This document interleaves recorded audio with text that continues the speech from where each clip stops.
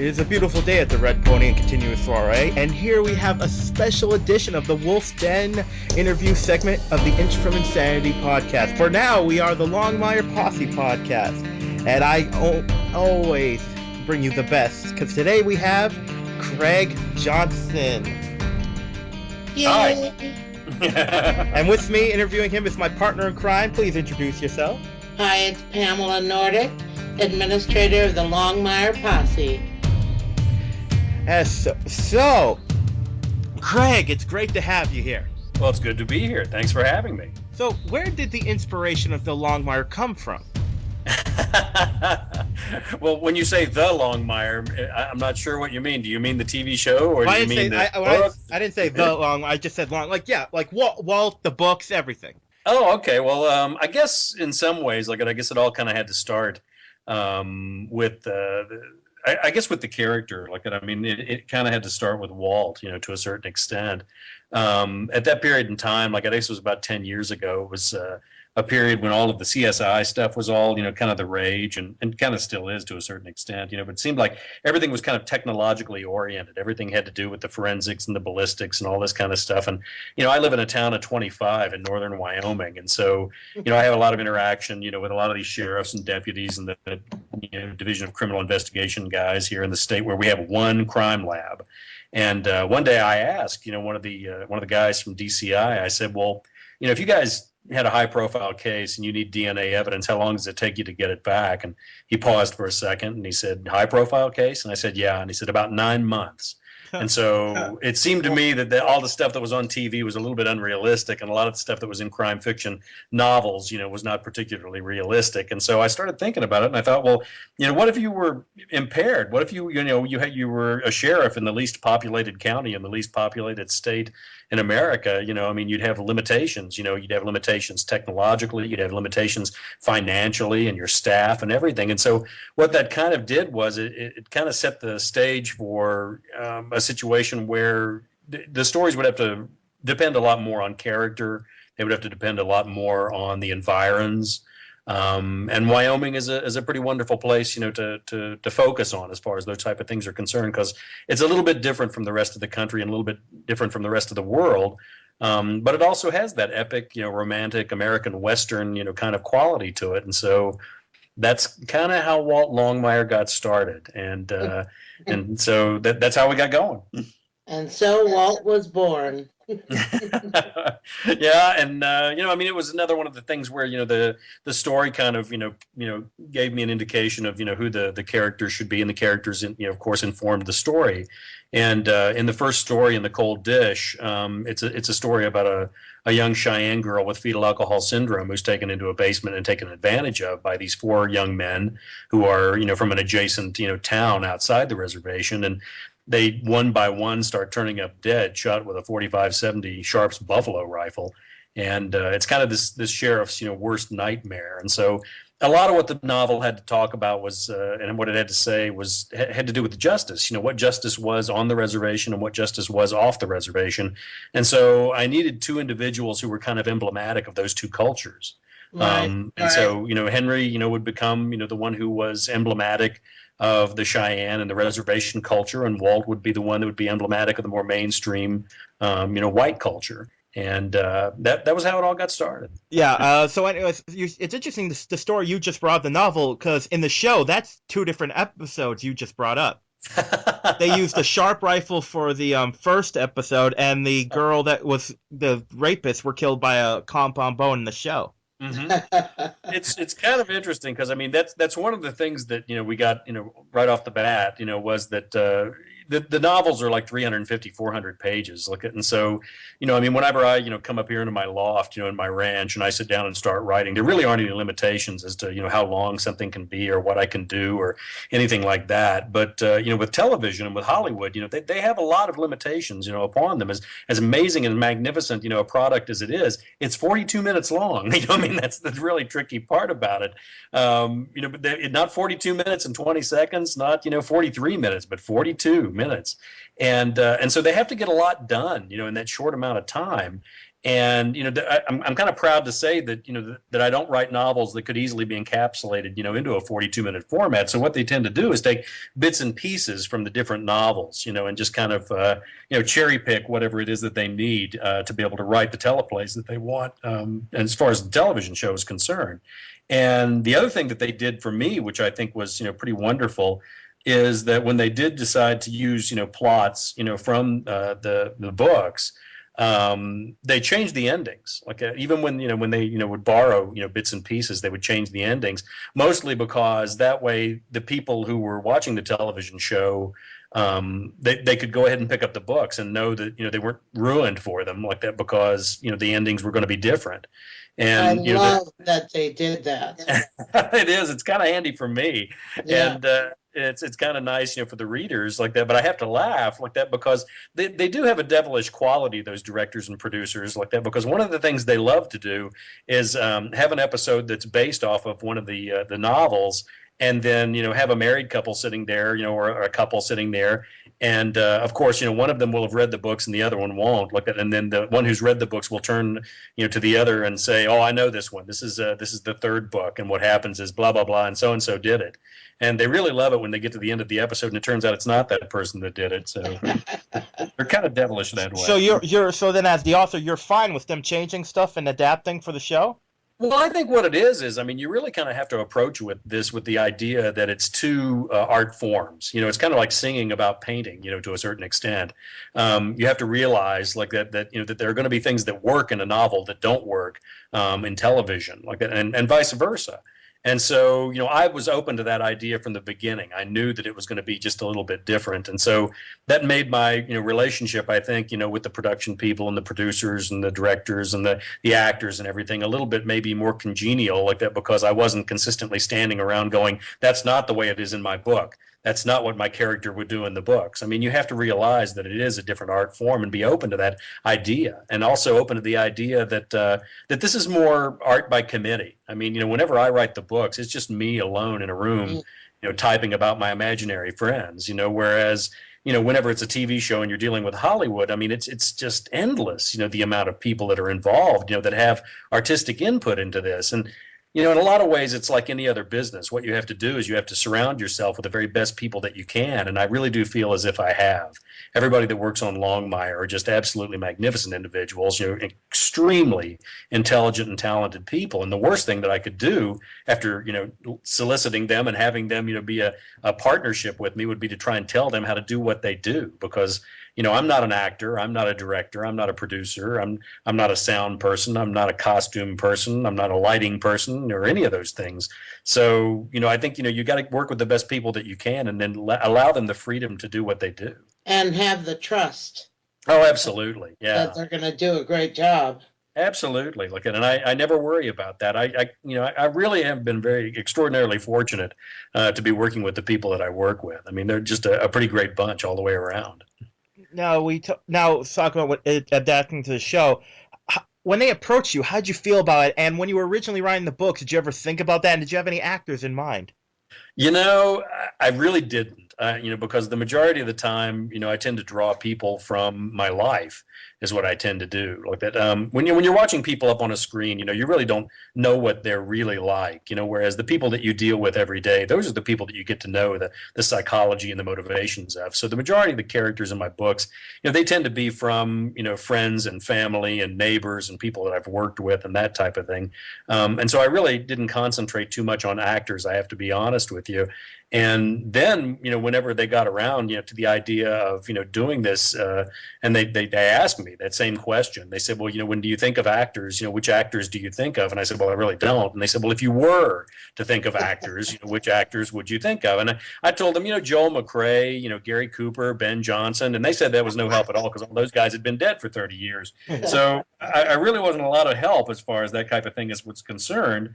But I think that they picked a really wonderful group of individuals, to embody these characters. And then the other thing, how it all kind of fell into place and how it all kind of happened, we'd had a little courting fest with Hollywood that had been going on for, about 5 years or so, with, a lot of big name actors, and directors and producers and people that, wanted to option the books. And I had a friend who was a producer in Los Angeles, and she said you should be careful about having people option your books, because basically what happens in that situation is that they write you a check, and you're never heard from again. And so they said that maybe the best thing that could possibly happen would be if one of the studios came forward and had an idea that that they wanted to put together a team of individuals, because that way you'd be able to meet the people who were going to be working on the show, rather than just kind of flying blind into the whole thing. And so that's kind of what I held out for. I was kind of waiting for that. And then the other interesting thing that happened is that I had pretty much decided that it was going to be a movie. And so I thought it was going to be a feature film. I figured The Cold Dish would probably end up being a feature film. And so my mind was pretty much set on that. Well, that's when Warner approached me and said that they were thinking more along the lines of a television show. And I had to think about that, because my mindset, was set for a feature film, but I had to admit, that to a certain extent, I mean, if you're not, if it's not a movie about space vampires or something like that, it really doesn't last, at the movie theater for much longer than maybe a week, if you're lucky, if you get the distribution. And so I started thinking about it, and I thought, well, for me, it's always going to be about the visibility for the books. Because I'm not looking to move to LA or New York or anything like that. I like being, a cowboy writer from a town of 25 in northern Wyoming. I'm not really wanting to change my life. And so, for me, it's always going to be about the visibility for the books. And so I started thinking, if it's on every week, you have that visibility going for it. And then, you get to tell more than one story. And so, with the success of Longmire being the highest rated scripted drama in A&E's network history, and it's showing in over 200 countries, I think I made the right choice. I think I might have made a good choice on this deal. Now, you mentioned some cowboys, and that actually leads into one of my questions. Who's your favorite cowboy? Who's my favorite cowboy? Well, there are a bunch of those. Jim Shoulders was a heck of a bull rider, like that, and Casey Tibbs was another, like that. Those are rodeo guys. But then there is one guy. There's only one individual who ever won an Academy Award and a National World Championship, Professional Rodeo Cowboys Association buckle, and that was a guy by the name of Ben Johnson. And I'd say he's one of my favorites, I have to say. Okay, and how about this? In cinema, who's your favorite Native American, like in cinema and stuff, like your favorite Native American? My favorite Native American in cinema. Boy, that's a tough one. I tell you what, Lou Diamond Phillips is growing on me week after week. But I did have a unique situation happen to me whenever I was down on the set here just about a month ago. And it was an episode that had Graham Greene in it. It was funny because, Lou, took me over and introduced me to Graham Greene. And, my gosh, the guy's an icon like that. And when Lou introduced me, the first thing he said was, I'd like you to introduce you to our creator. And Graham Greene paused for a second, and he says, I've got a lot of questions for you. That was pretty funny. He's a great actor. He is. It's kind of wonderful to see the quality of guest stars that the TV show is able to pull in. And I think that speaks a great deal, for the quality of the show itself. Oh, it definitely does. It speaks to the commitment that the producers have to producing a quality program. I think so, and especially in the sense, as far as the Native American aspect of it is concerned. I mean, they really do want to make sure that they get it right. And I just recently saw the little documentary that they did with my friend Marcus Red Thunder, who's one of the sources I use, from up on the res. And I mean, they actually flew Marcus down and and got him involved, with a number of the episodes, especially the ones that tend to be Native heavy. And another thing that was really interesting to me too was that we had Danielle Moore, who was Danielle Moore, who was the costumer, one of the costumers for the show. She knew that the Miss Cheyenne pageant was coming up, and boy, that was going to be a tough one. That was really going to be hard. It was going to break the backs of the costumers, because my gosh, they were going to have to make all of those Cheyenne outfits. And we were talking to her about it, and she said, well, can you send me some photographs of some of those? And so we sent her, I don't know how many, 300 photographs, from the Crow powwows and the Northern Cheyenne powwows. And And so we sent all those down, and her first remark was, "Oh my God!" She was looking at all the beading and the fringe and all of the work that goes into some of those outfits. I mean, there are families that work for 7 months, to make a family working for 7 months, to make one of those dresses. Wow. And to expect those poor costumers to be able to replicate that in the short amount of time that they have to do it, they realized, there just wasn't any way that they could do it and do it justice. And so what did they do? They flew down an entire dance troupe from the Northern Cheyenne Reservation to be on that particular show last week, which I think was just phenomenal. Yes. This makes me think of a random question. Do you have any Native American blood in you? I do, but it's only 1/64th, so I don't bring it up because my Indian friends laugh at me whenever I bring it. The big joke is if you get 64 Cherokees in one room, you know what you got? Craig Johnson. One Indian. Okay, now so there's that, and I think Marcus actually has a T-shirt. Marcus has a T-shirt that says, "I'm 1/64th white, but I can't prove it." So just one of those things that I don't bring up, a great deal like that because it just doesn't seem tasteful. Now, is there any subject you haven't broached in your books that you'd still like to? Oh yeah, there are all kinds of them. I mean, all of the books are kind of motivated by some sort of a social problem. Obviously, the first book, The Cold Dish, it had to do with social injustice, like in domestic violence and that type of thing. And I find that what I do best is whenever I'm writing a book, dissatisfaction is a really wonderful fuel, and social or political dissatisfaction, something that I don't think is right. Injustice.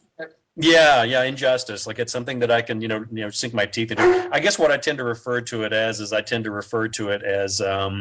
guess the burr under the saddle blanket school of literature, like that. If I've got something that's annoying me or irritating me about the society or the culture, it's something that that I can use to actually write the books. And so that's one of the first things I think of every time I'm trying to write one of my books is what's the message here? What are you trying to say? Now, because it's Wyoming, and because I was part of a play involved with it. Because I whenever I think of Wyoming, I think of Laramie, I think of Matthew Shepard. Do you think being since it's a hot button issue, being homosexual, and I'm sure being that on the res, have you ever thought about broaching that subject? Oh, of course. Like they're all the line is legion of all of these social problems that I have, and prejudices and all these type of things, that are lined up, that I want to take a whack at. But the difficulty is that you have to find the right story to be able to illustrate that problem like that and try and work with it like that. And so it's always a question of trying to marry a plot to a cause like that. And generally I'm always waiting for the opportunity, and I'm sure it'll come up. It's just a question of time. Now, the show and the books are known for its very accurate portrayal of Native American culture.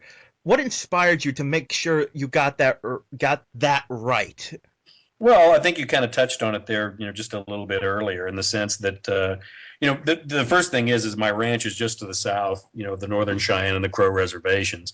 So, these are my friends, these are my neighbors, and so it's kind of important to me to make sure that I get the details of that correctly. I mean, I may be, part Indian, but I'm not, full blood Indian. And so, if I'm going to write about these people, then I need to make sure that I, treat them with the respect that they deserve, with the culture, with the society, with the history, everything about them. I have to try and make sure that I do it correctly because they are truly amazing people like that, and sometimes in surprising ways like that. I mean, I don't think that there's ever been a group of individuals that's been more maligned in history as not having a sense of humor than the American Indian. I mean, they've always been portrayed as these stoic, cigar store type of characters. And I think that that's, one of the ways that you dehumanize a group of people is by, pretending that they don't have a sense of humor like that, because I consider that to be one of the highest, mental functions that you have. And to be honest with you, all the Indians that I know have, the most amazing senses of humor that you'd ever possibly want to hear.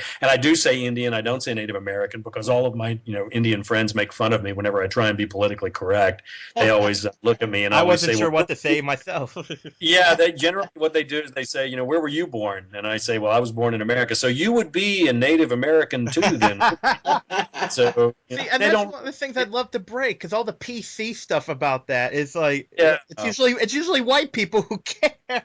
Yeah, they care a great deal more about that stuff. I mean, if as far as the Indians are concerned, they're much more concerned about making sure that you get the tribal designations right. I mean, you don't want to call somebody who's Cheyenne Crow or somebody who's Crow Assiniboine, or somebody who's Assiniboine Lakota like that. You want to make sure that you get those tribal designations correct, because it is a different grouping of people. I mean, everybody's got this idea that it's all just Indians with this big cloak of generalization, and that's just not the case at all. Like that, They're they're very, each very their different own people. culture. They are. Like, I mean, far longer than we've ever had one. So it's only respectful to make sure that you realize that and utilize it. Now, why do you think so few shows have made that effort to be accurate? Well, I think that there's a long history of Indians, and ever going back to those very first, Edison's, black and whites like that he made, that had the Indians dancing around the campfire. And I think that sometimes those stereotypical cliches like that, they're powerful things to try and get away from. And an awful lot of the time, it's a lot easier, to just accept, those cliches and accept those stereotypes, than to try and, portray the characters as the multidimensional, human beings that they happen to be. And it's a lot harder work to do that like that. But one of the things I can say about Longmire is that they really don't back away from that. They're really attempting to try and be honest and to try and deal with the problems that are on the reservations, and the problems between the reservation and the surrounding areas, and all of those type of things.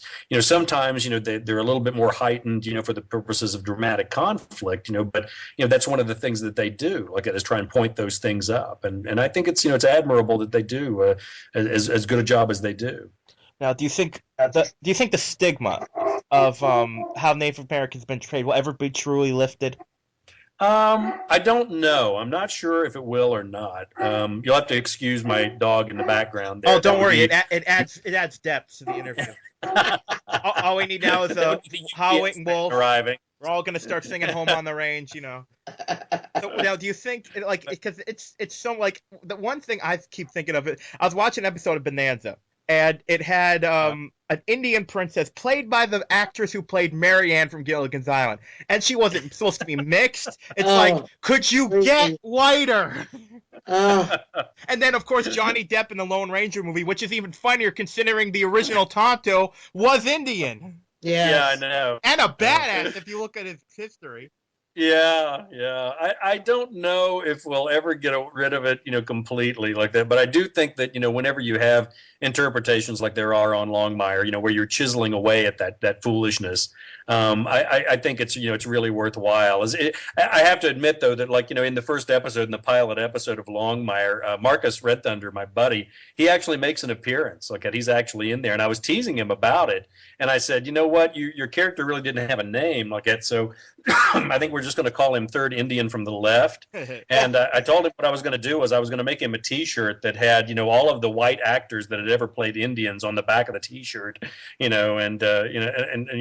Lord knows the line is legion as far as that type of thing is concerned. But I don't know. I mean, I think it's just laziness. I think a lot of it, as far as the writing is concerned, as far as the filming is concerned, it's very easy to just paint people as good and bad, and if you need some bad guys, you throw some Indians in there, and I'm proud to say that generally the populace kind of turns its back on that kind of simplistic storytelling.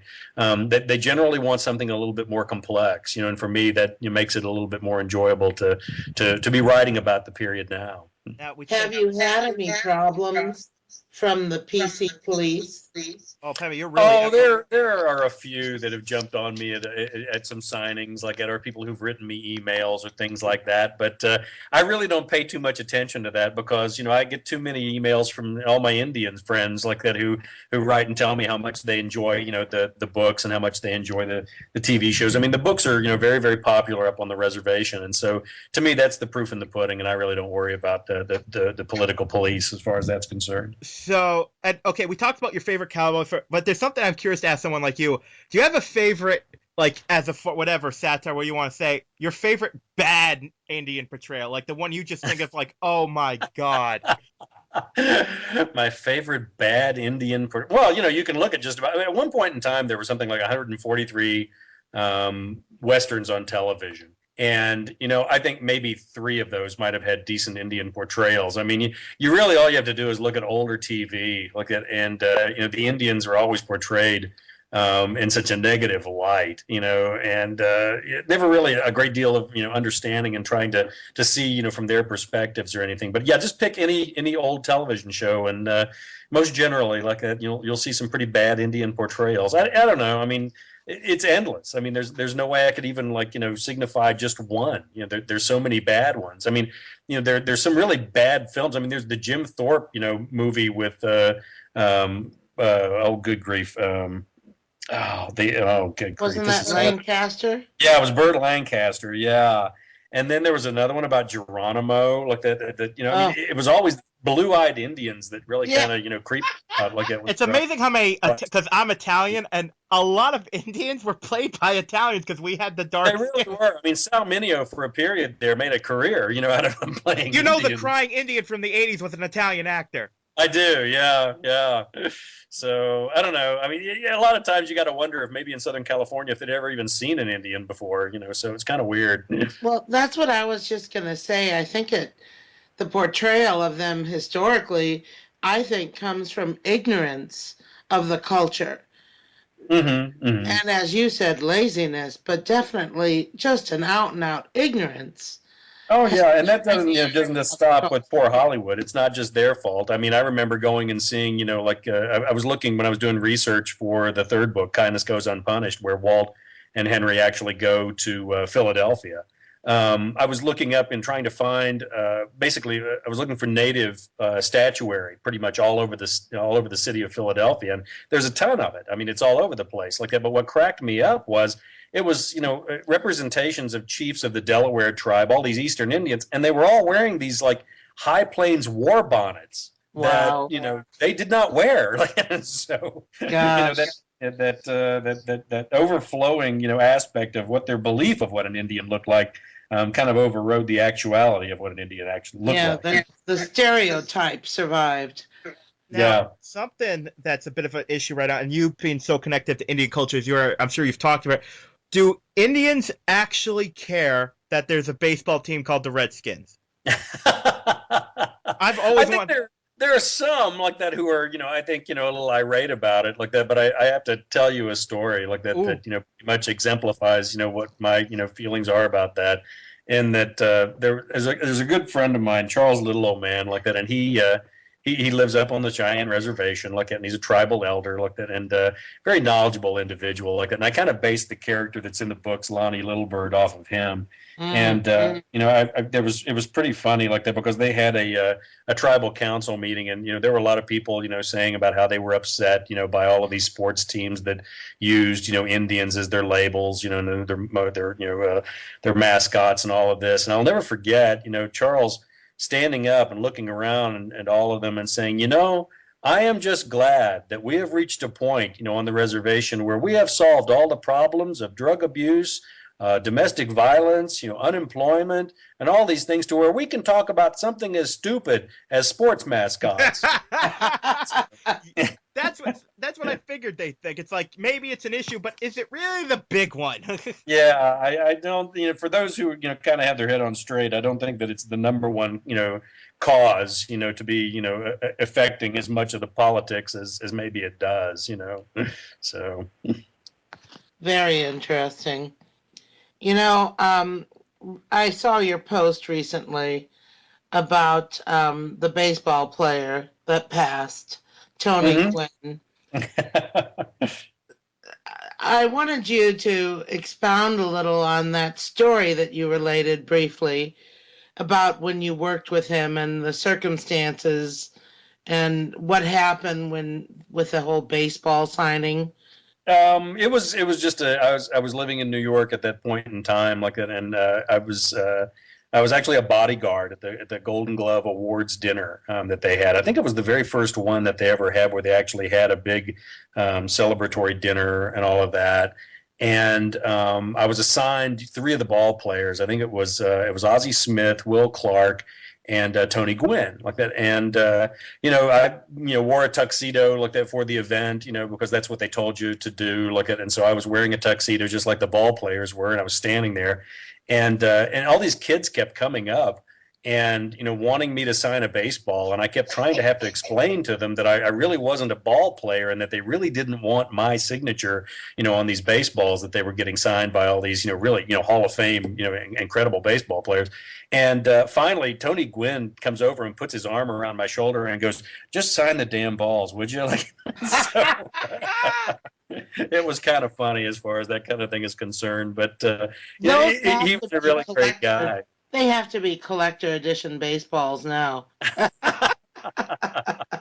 That might very well be like it, but if it's like the books, my wife Judy says that the books that I haven't signed are probably going to be worth more than the ones that I have, because I've signed too many of them by now. So, well, I can just see someone bringing those balls. I'm like, who the heck? Their dad's like, who the heck is Craig John? He must be his such and such's brother.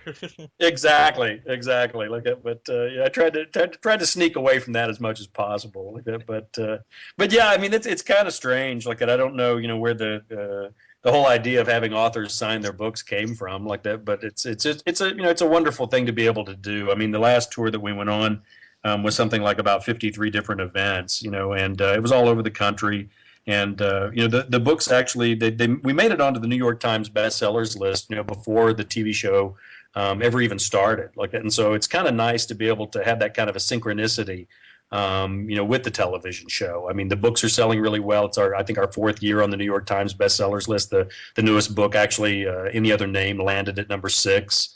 The first time I've made it in single digits, and that's pretty wonderful. Like that, and the TV show doing as well as it is. I just think that it's a nice thing to have going, from two different perspectives, with literature and with television. And people are, and it's nice because people can go back and forth between the two and realize that it's two alternative universes. That the things that are happening in the books aren't necessarily what's happening on the TV show, and what's happening on the TV show is not necessarily what's happening in the books. And I'm okay with that. It's kind of like what you were asking before. Is it all right with me? And I think it makes it a lot more enjoyable for me, because I think if they were slavishly trying to reproduce the books, first of all, I don't think it would make for good television. And second of all, there really wouldn't be much of a surprise for me. There really wouldn't be much of an enjoyment factor for me. So I'm kind of glad that they're doing what they're doing. Once that we've talked about accurate portrayals, but Native American culture, but I think specifically something that I want to talk about is the fact that I think your show, not counting any kind of fantasy, your show is the first one set in the real world that addresses Native American spiritual beliefs as like an almost physical thing. Mm-hmm. Like someone, like, it's amazing how you can say to someone, "Oh, a man walked on water." Well, that probably happened. "Oh, the Great Spirits connect us all." Well, now that's crazy. That kind of thing. That's a pretty straightforward analogy that you just laid out there, I gotta say. But yeah, for me, one of the big things about it is whenever I was writing the books, I knew that there would be a certain spirituality to the book, simply because there's a certain spirituality to the world. When you walk in this world, you have to know that there's far more going on than maybe you first surmise. And the best way that was ever phrased, was Shakespeare. With there are far greater things, Horatio, than are dreamt of in thy philosophies. And whenever I thought about that, spirituality that was going to permeate the books, I became fully aware of the fact that that my kind of people have only been in this part of the world, the high plains of the North American continent, for a couple of hundred years. Whereas my friend Marcus, and all of my friends up on the Northern Cheyenne, the Crow Reservation, their kind of people have been here for thousands. And so it's quite possible, that they know a little bit more about what's going on in this world, than maybe we do, simply because one of their philosophies is that you should slow down and see things, whereas, with the modern society being the way it is, and technology, technologically driven as it is, we're kind of driven to go faster and faster and maybe notice less. And, for me, that's always going to be one of the strong points of the books. And it was nice to see that they picked that up as one of the tropes, for the television show. One of the scenes I love is, whenever Walt picks up that tea box, with his wife's ashes in the opening, sequence in the pilot episode, and the owl appears outside there at the window, and then there's a phone call, and he looks at the phone, and then when he looks back out the window, the owl's not there anymore. And with the Northern Cheyenne, the belief is that the owls are the messengers from the camp of the dead. They're not necessarily a bad omen like that. It's just that somebody's trying to send you a message. And for me, that's a kind of a wonderful thing to have happen. And I'm really glad that they continue to utilize that in the television show. It's very symbolic. I think so. It's and it continues to be. I mean, I can tell you one quick story like that kind of maybe as an example as to what kind of an effect that has. I was actually loading wood into the house one evening to the fireplace, and my wife looked out the window and she said, "Oh my!" And we looked out the window, and there was this beautiful great horned owl. Sitting on the spires of a teepee that I've got on my northern pasture over here. And it was just silhouetted perfectly, in the moon. And I looked up and I was teasing. I just, looked at my wife and I said, well, I guess somebody's trying to send us a message. And we went to bed that night and got up the next morning. And Ann Hillerman, Tony Hillerman's daughter, wrote me an email and said that Tony had passed away that night. Oh. And, I try not to make fun of those things anymore as much as possible. No.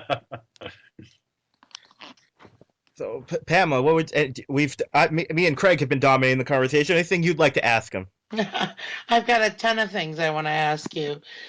I want to go back to the beginning of you and Walt Longmire. I know that initially you wrote one book, and it was The Cold Dish. And I remember you telling the story that you handed it over, and the publisher said they wanted 10 more. Actually, no, they didn't say they wanted 10 more. They said they just wanted more. They wanted more. Okay. Yeah. What did you ever envision happening if you succeeded in doing your first book? You kind of had the impression that was all you were going to do. What would you have been doing if you hadn't continued writing? Oh, I think I probably would have continued writing, but it just wouldn't have been a series of books. I think probably would have written other things like that. But basically what happened was the president of Penguin USA, a wonderful woman by the name of Catherine Cord, sat me down, whenever they had the advanced reader copy of The Cold Dish, and she sat it on the table at the lunch we were having in New York between us, and she said, "We'd like some more books. We'd like some more of these."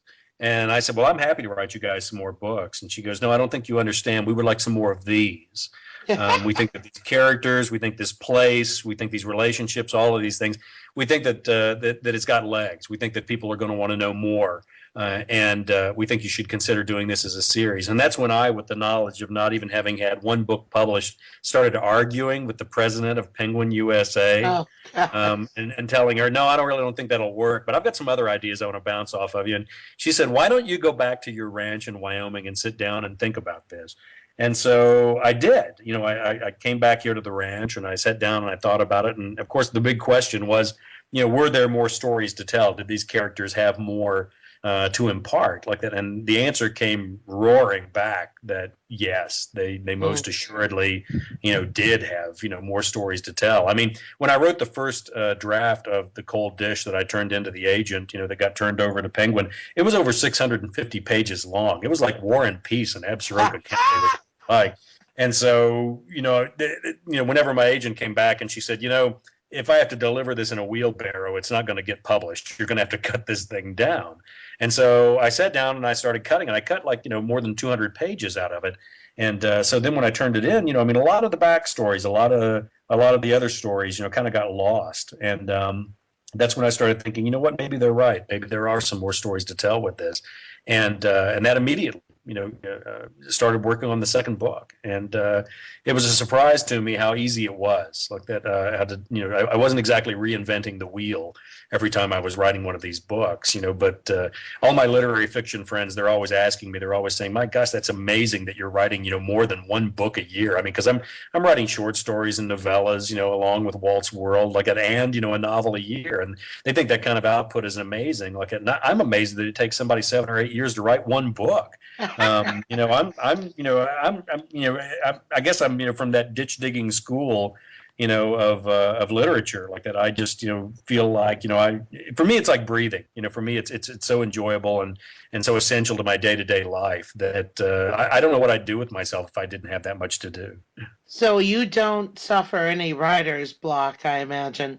I really don't. I think writer's block is a bunch of hooey, if you want to know the truth. Like, I think that's just lazy writer is what that is. Like that. And, for me, it's kind of important like that to have that kind of work, to be able to do what it is that I do. And, it's a good life, because I live here on my ranch and I've got a lot of physical labor that's involved, with the ranching. But it's also a kind of a wonderful, cerebral life to have too, like that, where I can come in and be able to work, on, all of these aspects of, the books as much as I am. Well, back to your books, you Mm-hmm. talk about how easily the material has come to you. You're kind of like getting together with old friends every Mm-hmm. time you sit down and write. Oh, absolutely. Like it's always interesting. I mean, I'm as much of a reader as the people who read my books. Like, I mean, it's got to be interesting to me, and hopefully the characters and the situations that they're involved with, are as interesting, to the readers as they are when it is that I'm writing them. For me, that's part of the bargain. If I got bored with it, if I got tired of it, or something like that, well, then, I don't think that I would be able to continue, with the books. So for me, that's essential as far as the process. So, thinking in those terms, how many more books do you think you have in you? How You many know, more Walt Longmire mysteries? when I first started out, I kind of limited it. I think I said, in a couple of statements like that I was only going to do, like 4. That's as far ahead as I was going to look, and see. And boy, the amount of people that wrote me and when were angry, because they said, don't you dare stop after only 4 books, and so they kind of jumped on me for that. Like, and so I try not to make any kind of predictions as far as the longevity of Walt Longmire and the books are concerned. But I don't know. I mean, now after writing them for 10 years, I haven't come close to scratching the surface, of all of the stories that I want to tell. It's always a race, to see what the next book is going to be. Like that, I've got all of these other, plot ideas that are jockeying into position, to try and, get written. And that's one of the exciting things for me to see, what's going to happen with the characters. I mean, I've got an idea, as far as the trajectory of the characters is concerned and what's going to happen with them over the length of time. But it's always a consistent surprise, I have to admit. What you just said makes me think of another question I had because it's very cohesive. Your vision of where the characters are going to go, you just referenced that. You Mm-hmm. always have a sense of where they're going to go. Mm-hmm. I get the impression that the producers have had a vision from day one of Mm-hmm. where they wanted to take the television show Well, and the characters. I think Did they do. they convey that vision to you, and do they still do that? I think that in any kind of artistic enterprise, that's one of the things that's that's probably the most important thing of all, is to have a vision, an idea of where you're going and what it is you're trying to say. And yeah, I think the producers have very, very strong ideas as far as that type of thing is concerned. And we've had a lot of discussions about those type of things. And it wouldn't behoove me like to give any of those things away like that under Oh, a no. contractual obligation. But yeah, we've had numerous conversations about what it is they want to do and how they want to do it. All the way from the very first conversations that I had with them. And but I think that you also have to be open to a certain extent, in the realization that with the success, you hope that it's going to be a long run for the television show. The same way, with the success of the books, that that it would be a long print run as far as that's concerned. And I think you have to be open to that, the idea that that these ideas might change a little bit as the characters and as the show evolves, and the same thing with the books. Right. They mature.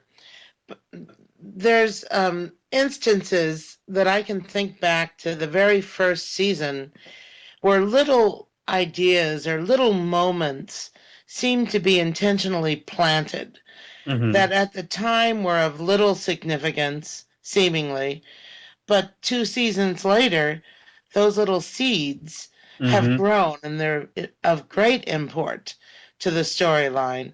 And I just think that's brilliant.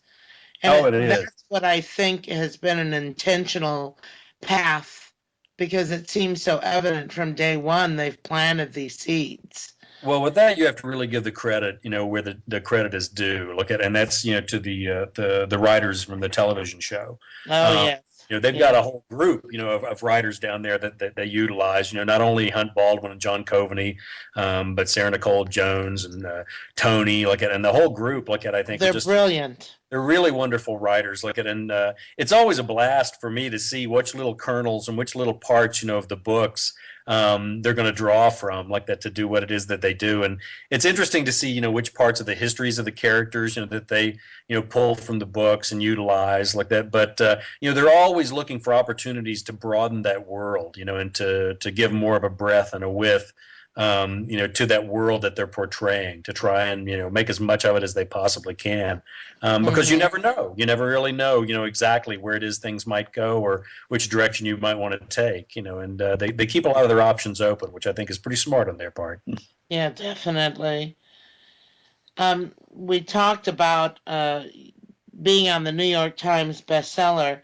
I think Any Other Name is still up there in the top 100, isn't it? Yeah, it actually is. It's been a month out, and and we're actually still bounding around up there, which is kind of nice. And I have to say that it must be an awful lot of those people like that are seeing the television show. I mean, I get the emails every day from people who say, I started watching the television show and noticed that they were based off of a series of novels like that, and went out and and grabbed your novels like that, and they just started. I read it every day on the Posse page, Craig. Yeah, yeah. Comments like that every day. You mean there's books?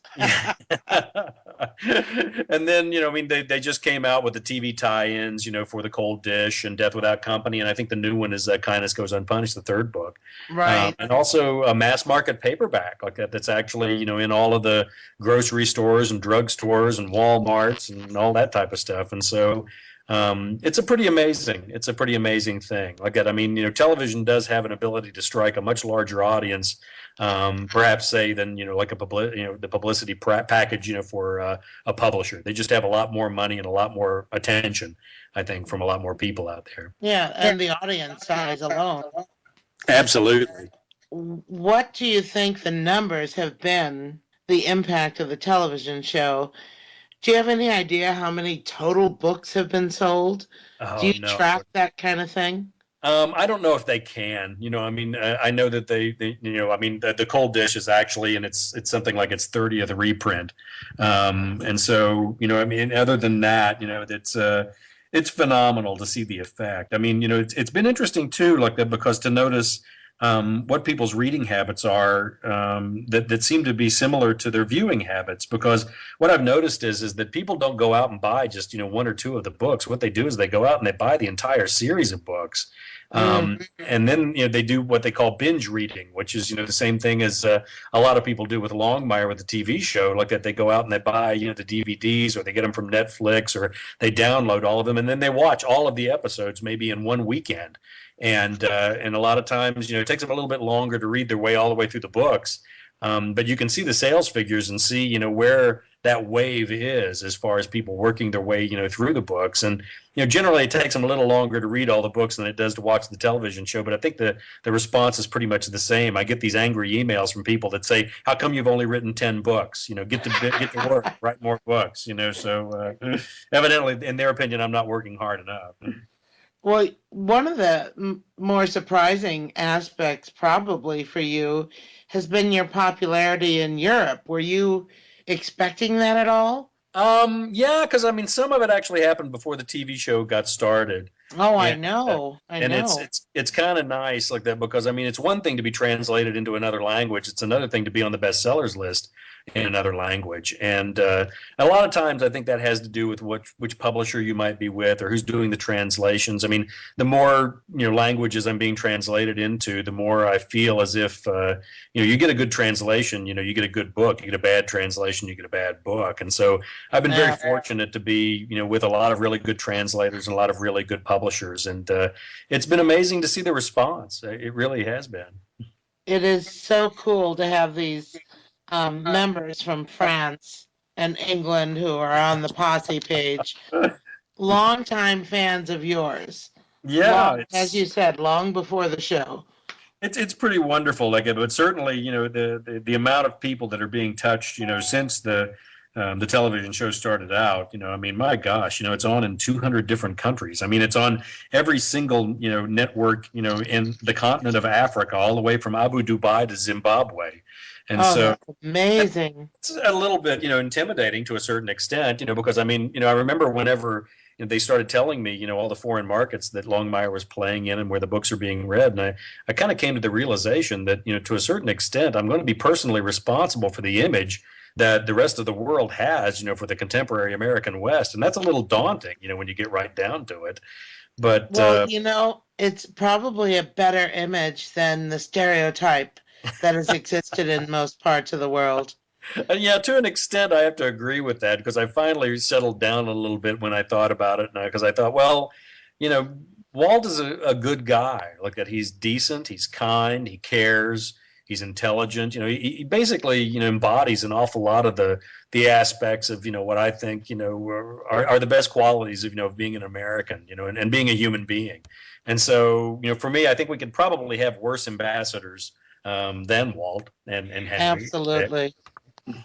I have friends from Japan, and their impression of America, and my goodness, the American West, and I live in the Pacific Northwest, they kind of expected to come here and see everyone walking around waving guns on the streets.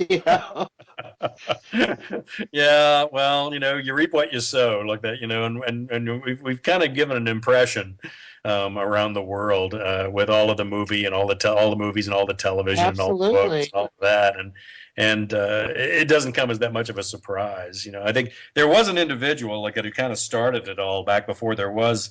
There was such a thing as television or movies. There was this guy by the name of Buffalo Bill Cody. I've heard of him.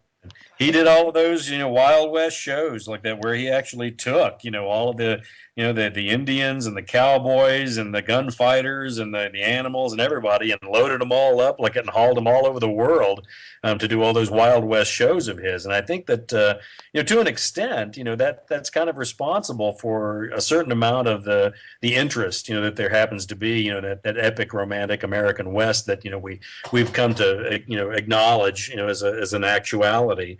And then there's also another one that needs to be spoken to like that, and that's after the war, after World War II, when the rest of the world was kind of in a rebuilding period. It's kind of interesting to me that we kind of inundated the rest of the world with our media, with all of our movies, all of our books, and then inevitably all of our television. And for me, it's kind of interesting to notice that at that period in time, what was the predominant art form? It was the Western. I mean, at one point in time, in the leading into those first years of television, the Western was the predominant form. At one point in time, there were 142 Westerns on television, and I think we kind of inundated the rest of the world, with the imagery that we had, and that's still going on today. I think to a certain we extent. built our own stereotype. We did. Frame by frame by frame. So, Craig, I see a lot of similarities between you and Walt. I've heard you talk about this before. But how much do you think really do you draw from your own experiences when you're writing your books and you're developing the characters? You've already talked that really it's the inspiration of people you've met in your own life, but how much of it is inspiration from your own personal experiences?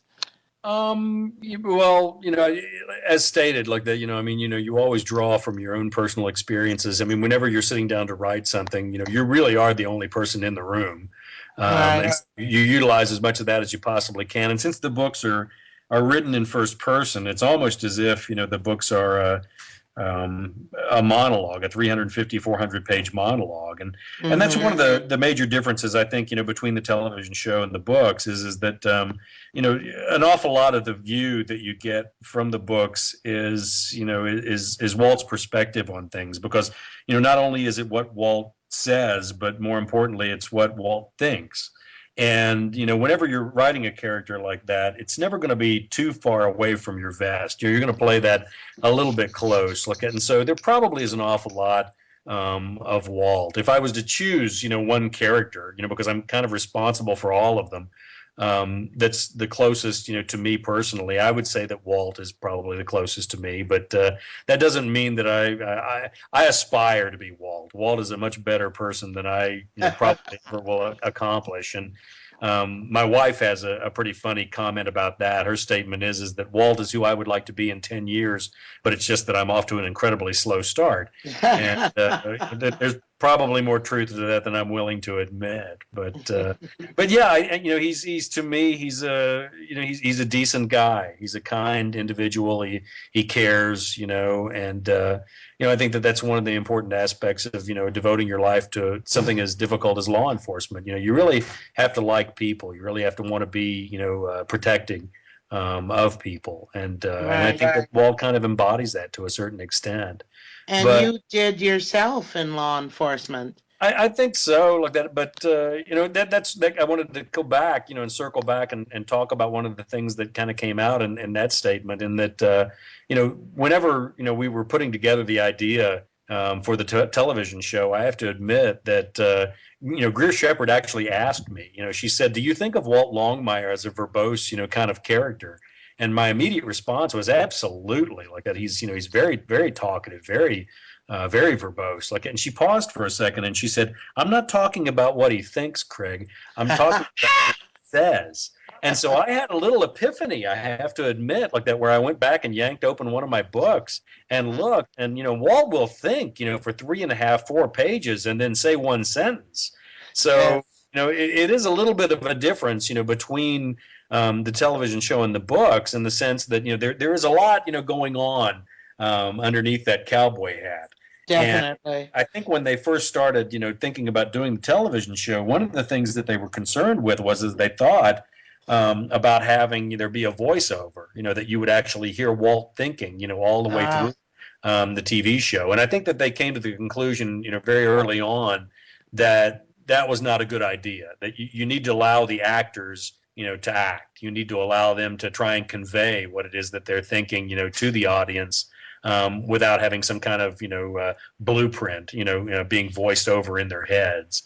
And it would make me think of the Waltons on the Wild West, It would. And I think, it's another one of those situations where, you get the best actors that you can, and then you let them act, you let them do the job. And that's one of the things I think that that Robert Taylor really doesn't get the amount of kudos that he deserves, because I think that he does an amazing job of conveying in a very stoic character the thought processes that are going through his mind. I mean, it's a very subtle that he does, and that translates, I think, to all of the actors that are in the show. I think that Katie Sackhoff doesn't get enough credit, for. I mean, she looks the way she does, and that's going to draw a certain amount of attention away from her acting ability, I'm afraid.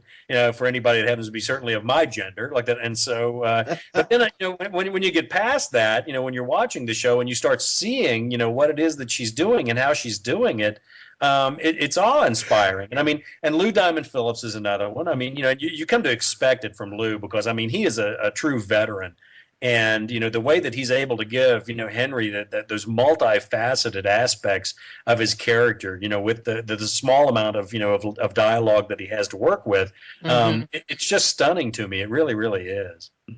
I've read so many times the last few days about him commanding the screen, just his presence. He really carries that with him in everything he does. Well, what's kind of nice is that this is a group of remarkably intelligent performers. I'm not saying bad things about Hollywood, and I'm not saying bad things about actors and actresses, but I have met enough of them to know that this is a remarkably intelligent and talented group of individuals like that. And people who can think are always going to be infinitely more interesting, than people who are just kind of going through the motions of trying to look as if they're thinking. And I think that's one of the things that gives Longmire the edge that it has. is that an awful lot of these these performers that are in the show, they have histories. They have histories, things that they've done. Other things, maybe than acting, which kind of give them an insight, into playing these type of characters. That makes me think of something that Rob Taylor said, was that he had read one book, was it, or two books, and then stopped because he wanted to develop the character more Right. himself and not be overly influenced by the books. Right, and I can easily see how that would be the case, because I mean the books are, as I said, written in first person, and so it would be difficult to try and divorce yourself, whenever somebody's providing not only your words but also your thoughts. Yes. So I can kind of understand why it is that he would have done that. Lou Diamond Phillips, on the other hand, has read every single one of the books. Like, as a matter of fact, he's so impatient, I have to send him the advanced reader copies. He won't wait for the printed versions of the books. And so I actually have to send them to him in advance. And so I think it's just a personal taste as to, how the performers want to approach the roles or want to approach the show. But it's nice to see it run the gamut, I have to admit. Yeah, definitely. I have one other question I really want to get to you.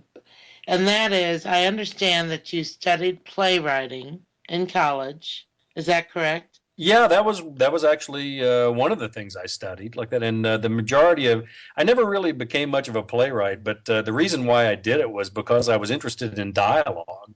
I was very curious about dialogue, and it seemed to me an awful lot of the time, whenever you read a novel, one of the places where they fell down a lot of the times was the dialogue. It just didn't sound like the way people talk. And so I started thinking about it, and I thought, well, playwrights, and plays, they really don't have anything else but dialogue.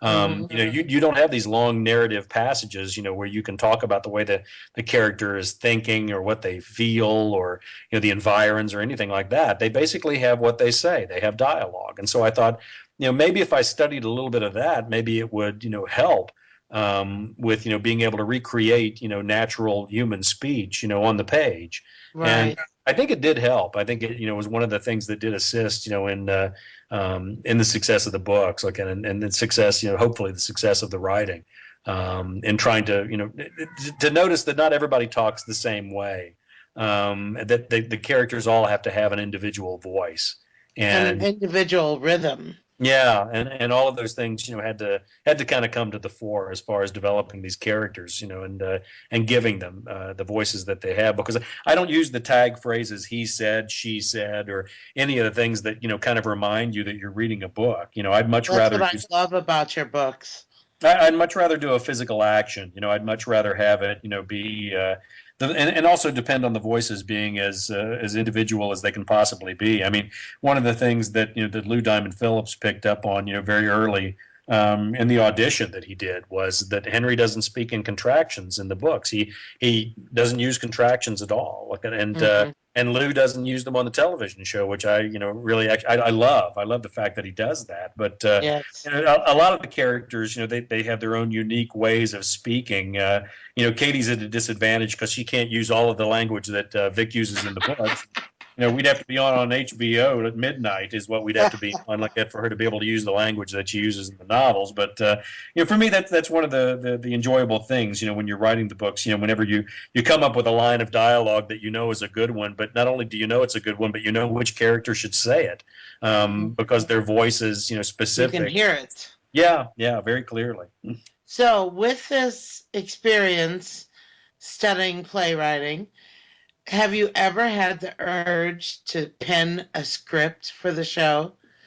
Not particularly like that, because I think that the writers that write the show do a marvelous job, and the difficulty that I have right now is that I don't know when I would find time to do that. To be quite honest, it's a lot more of a group effort, I think. For the screenwriters, because the producers have a hand in that, the writers have a hand in that. The directors have a hand in that. And so I think if you're going to do that type of thing, you really kind of have to be there in Los Angeles or there on set in Santa Fe. And, my life being as busy as it is, I don't have that kind of a luxury as far as the time is concerned. And what a different experience than riding up in your loft. It would be. It would be. I don't know. I don't know if I would take to that or not. Having other people tell me what the characters would say and what they would do. I'm pretty much a dictatorship up here in my loft. I can do whatever I want to do, however I want to do it, and Yep. I don't know if I want to grant that freedom and give it up. I don't know.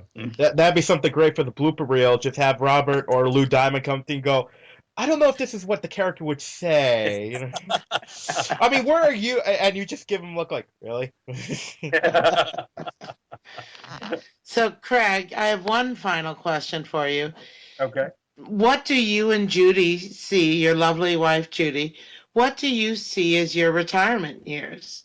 Do you have an ideal retirement you'd like to live? I'm doing it now. Oh, that's great. I really don't have any kind of, a want to go buy an island or, live on a beach or anything like that. I have a pretty wonderful little ranch here that I built, here in northern Wyoming, pressed hard up against the Bighorn Mountains, and Clear and Piney Creeks run along down here alongside of us. And it's a pretty wonderful place to be like that. And my mother actually asked me that at one point in time. She was like, well, when do you retire? And I had to explain to her that writers don't really retire. Writers aspire to falling over the keyboard and, writing the end and falling over. That's what we all. It was just at that moment the animator suffered a fatal heart attack. Yeah, exactly. Well, we'll have to, if your ranch is so beautiful, we'll have to record an episode of the podcast from there. Absolutely. Absolutely. You're more than welcome. Well, this was marvelous, Craig. I really appreciate you for taking this much time to be our very first interview for the Longmire Posse podcast. And I think it's fitting since you're the creator. It's where Longmire began. So we really appreciate all your time. It's been great. Oh, please. My pleasure. Thank you. And after Pamela signs off, we can ask Craig what her nephew's really like on set. I'm sure that she's got a lot more stories about her nephew than I ever will. Yes, but you're not as prejudiced. But yes, it's been amazing that Craig has entered the Wolf's Den and he's come out fine. Or I'm sure there's a very nice Native American way to say my catchphrase, but I got nothing. But the Great Spirit has. Oh, I'm gonna get shot with an arrow. Just be like. No, actually, that would be a great joke for a show. Like, you have an Indian just use a gun. He's like, "What about bow and arrow?" He's like, "What is this? 1850? I got a gun." Yeah, we got to keep in mind it is the contemporary American West. So. But it's been great having you on, Craig, and we can't wait to see what other stuff's going to come out. And of course, Longmire is such a great show, and we thank you for coming on. Well, my pleasure. Thanks for having me. No problem. Well, Posse, that's all for today, so come on, let's ride! If you would like to donate to help pay for this and other Southgate Media Group podcasts, simply go to our website, southgatemediagroup.com, and click on the donate button. It can be as little as $1 or, well, as much as you want. Help keep this fun going by supporting this and our other shows. Thanks again for listening, everyone. You're the best fans in the world.